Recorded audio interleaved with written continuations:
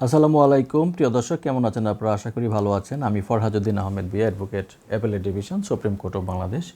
স্বাগত জানাচ্ছি আপনাদেরকে অবৈধ মুদ্রা সম্পর্কিত ধারাবাহিক আলোচনার প্রথম পর্বে। আপনি কি জানেন অনুমতি ছাড়া মুদ্রা বা কয়েন তৈরি করা একটি শাস্তিযোগ্য অপরাধ? আজকে আমরা জানব অবৈধ মুদ্রা তৈরি বলতে কী বোঝায়, এই অপরাধের শাস্তি কী এবং মামলা কোথায়, কোন আইনে করা হয়। অবৈধ মুদ্রা তৈরি করতে কী বোঝায়, তৈরি বলতে আসলে কী বোঝায়, আইনে কিন্তু সুস্পষ্ট এটার সংজ্ঞা দেওয়া আছে।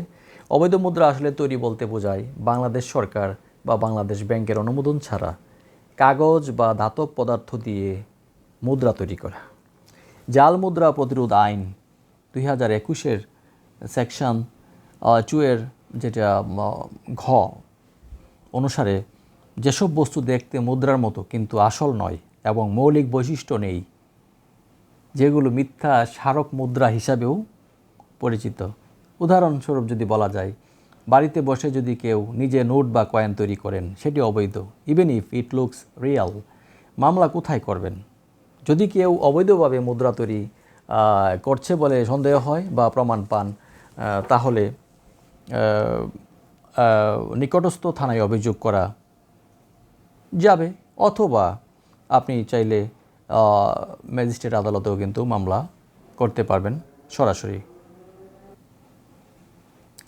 প্রদর্শক, যেটি বলছিলাম যে জাল মুদ্রা প্রতিরোধ আইন 2021-এর 8 ধারা অনুযায়ী মামলা দায়েরের বিধান কিন্তু রয়েছে। সেটি মামলা আসলে কোন ধারায় হবে, দুটি আইনেই এই অপরাধের বিচার আসলে হয়।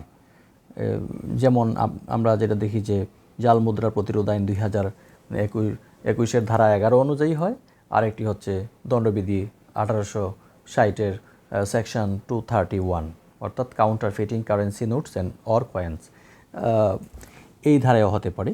উভয় ধারাই গুরুতর অপরাধ হিসাবে বিবেচিত হয় এবং অপরাধ প্রমাণ হলে দীর্ঘমেয়াদী কারাদণ্ড হতে পারে।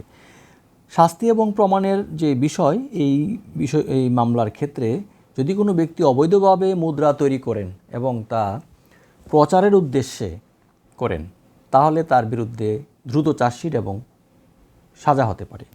মামলা প্রমাণের জন্য কি কি জিনিস প্রয়োজন হতে পারে, একটা প্রশ্ন থেকেই যায়।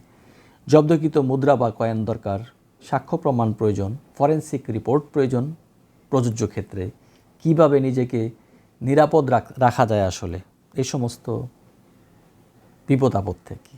সন্দেহজনক নোট যদি আপনি পান, তাহলে ব্যাংক বা পুলিশের কাছে জমা দিন। কখনোই নিজে টাকা ছাপানোর সরঞ্জাম রাখবেন না, ইভেন ফর ফান। মজার ছলেও কিন্তু এগুলো রাখার প্রয়োজন নেই। আর কাউকে সাহায্য করলে আপনি সহযোগী অপরাধী হিসাবে কিন্তু বিবেচিত হতে পারেন, সেটাও মাথায় রাখতে হবে। অবৈধ মুদ্রা তৈরি একটি অফেন্সিভ অ্যাক্টিভিটি, যার জন্য জামিন পাওয়া কিন্তু একটি কঠিন বিষয়। অভিযোগ থাকলে নিকটস্থ আইনজীবীর পরামর্শ নিন আপনার যদি এই ধরনের কোনো বিষয় থাকে। তো মনে রাখবেন যে জাল নোট সমাজ এবং অর্থনীতির জন্য ভয়ঙ্কর ক্ষতির কারণ হতে পারে। আপনি যদি আজকের এই আলোচনাটি থেকে নিজেকে উপকারী মনে করেন, তাহলে অবশ্যই আমাদের সাথে থাকতে পারেন এবং সংশ্লিষ্ট যারা আপনার পরিচিত মহল আছে তাদের দেখার সুযোগ করে দিতে পারেন। পরবর্তী যে কোনো আলোচনা নিয়ে আমরা আপনার সামনে হাজির হব ইনশাআল্লাহ। সে পর্যন্ত ভালো থাকুন। আসসালামু আলাইকুম।